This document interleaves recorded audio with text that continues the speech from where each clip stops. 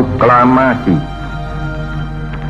Kami, bangsa Indonesia, dengan ini menyatakan kemerdekaan Indonesia. Hal-hal yang mengenai pemindahan kekuasaan dan lain-lain. Proses proklamasi kemerdekaan Indonesia bukanlah perjalanan yang mudah. Di balik teks proklamasi yang singkat, terdapat perjuangan panjang, pengorbanan, serta semangat para tokoh bangsa dalam memperjuangkan kemerdekaan Indonesia.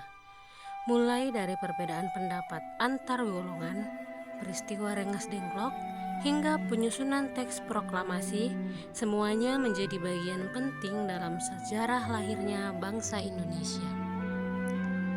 Lalu, bagaimana sebenarnya proses terjadinya proklamasi kemerdekaan tersebut?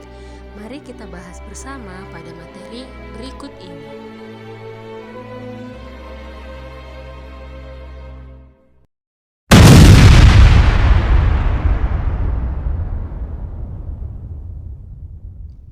Pengeboman yang terjadi di kota Hiroshima dan Nagasaki pada tanggal 6 Agustus 1945 dan 9 Agustus 1945 akhirnya membuat Jepang menyerah tanpa syarat kepada sekutu pada 15 Agustus 1945. Kekalahan Jepang dalam Perang Pasifik ini menjadi faktor penting yang mendorong lahirnya proklamasi kemerdekaan Indonesia. Berita ini memicu perdebatan di kalangan pemimpin bangsa, terkhusus para kaum golongan muda dan golongan tua. Kaum golongan muda menuntut agar kemerdekaan segera diproklamasikan tanpa campur tangan Jepang, karena mereka khawatir kemerdekaan dianggap sebagai pemberian dari penjajahan. Namun sebaliknya, golongan tua seperti Soekarno, Hatta, dan Ahmad Subarjo bersikap lebih hati-hati. Mereka ingin pelaksanaan proklamasi dirancang dengan matang agar tidak menimbulkan kekacauan.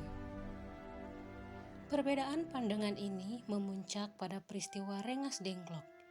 Pada 16 Agustus 1945, dini hari, para pemuda membawa Soekarno dan Hatta ke Rengas Dengklok, Karawang, dengan tujuan agar mereka segera memproklamasikan kemerdekaan tanpa pengaruh Jepang. Peristiwa ini menunjukkan betapa kuatnya semangat kaum muda untuk mewujudkan Indonesia merdeka secepat mungkin.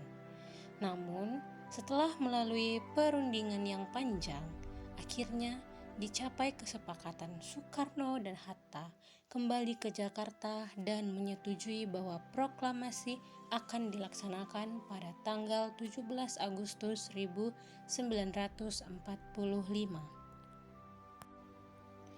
Pada malam 16 Agustus 1945, para tokoh berkumpul di rumah Laksamana Maeda.